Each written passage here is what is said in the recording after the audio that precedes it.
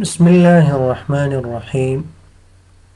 اکسل کې چې دی نن زموږ درس په الستریشنز کې تیر ورځ هم شیپس لوستی و، نن چې دی سمارټ آرټ لولو.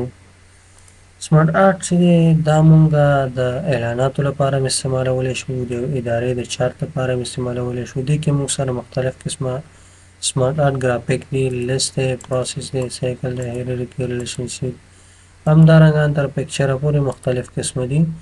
زه راځم مثال په دې آل کې چې دی دا ورټیکل باکس لیست دا راخلم او دا اوکې کومه.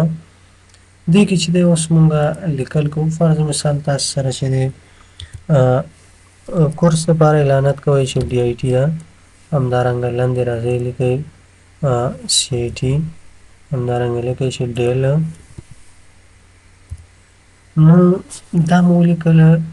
تاسو کولی شئ چې دې د اعلانات جوړ کړئ. دې کې راځو دې ځای کې ګوره دا ټکسټ پین باندې که کلیک وکړو نو دلته چې دی کولی شو چې مونږ څه وکړو، دې کې ایډیټ وکړو یا نور پکې اضافه والی راوړو. دې ځای نه کولی شو کلوز کړو. دې باندې مو کلیک کړی، ډیموټ باندې چې کلیک کړئ هغې نه شیپ ختمېږي. که پروموټ باندې کلیک کړئ بېرته راځي. که چېرته پښتو لیکل وي تاسو کولی شئ رایټ ټو لیفټ باندې کلیک وکړئ، لیکل به رایټ سایډ ته ځي، بیا به کلیک وکړئ بېرته به لیفټ سایډ ته ځي. دا سی ای ټي زه غواړم چې دا مخکې کومه موو اپ باندې کلیک وکړئ دا به بر لاړ شي، بېرته یې لاندې وړئ موو ډاون باندې کلیک وکړئ بېرته به لاندې راشي. دې ځای نه لیاوټس غواړئ تاسې دا نقشې چینجوئ. مثال زه غواړم دې ته چینج کړم، یا دې ځای نه راځئ فرضاً ډیزاین ته چینجوئ، یا دې ځای نه راځئ مختلف قسمه ډیزاین شته دی، غواړئ عکسونه ورسره راوړئ. دې ځای نه چې دی په دې عکس باندې ډبل کلیک کړئ او دلته چې دی تاسو کولی شئ چې اوس عکس در سره موجود وي. زه غواړم مثال دا سکرین شاټ مې اخیستی دی دا راوړم. تاسې وګورئ همداسې په دې باندې ډبل کلیک کړئ دا راوړئ، ډیزاین یې تغیروئ دې ته، همداسې دې ته. مختلف قسمه ډیزاین تاسو کولی شئ چې چینج کړئ. دې ځای نه کولی شئ تاسو کلر ورکړئ. راځئ دې ځای نه یو رنګ ورکړئ، مثال دا ډیزاین ورکړئ. دلته راځئ سمارټ آرټ سټایلز ته.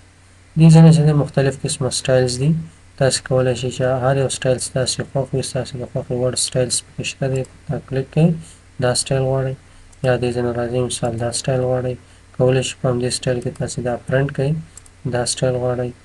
نو مختلف قسمه ډیزاینز پکې موجود دي، تاسې کولی شئ چې هغه ډیزاین دلته اپلای کړئ. بل دی ریسټ ګرافیک بېرته خپل حالت ته راوړه.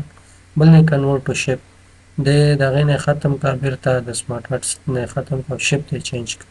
دا اوس شیپ ته چینج شو.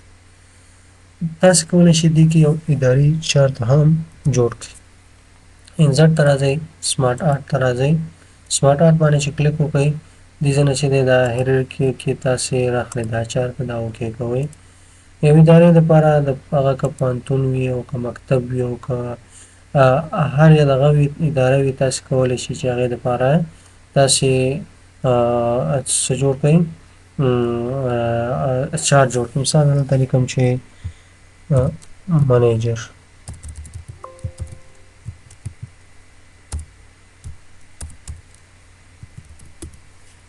دې ځای کې لیکئ مثال فرضاً هیډ ماسټر، همداسې دلته دې خوا هم لیکئ، یا دې ځای کې نور د استادانو نومونه او ادارې چارت جوړوئ. دې ځای کې آرټ شیپ غواړئ یو شیپ اضافه کړئ، آرټ شیپ افټر، زه غواړم دې نه وروسته یو شیپ اضافه کړم. ګوره دلته چې دی اضافه شو. که دې باندې کلیک وکړو زه غواړم دلته یو شیپ اضافه کړم، آرټ شیپ بیفور، د دې نه مخکې یو شیپ اضافه کوئ. یا دا سلیکټ دی غواړئ چې دې ځای نه آرټ شیپ اباب د دې نه پاسه یو شیپ اضافه کوئ، هغه ګوره لاندې راغی.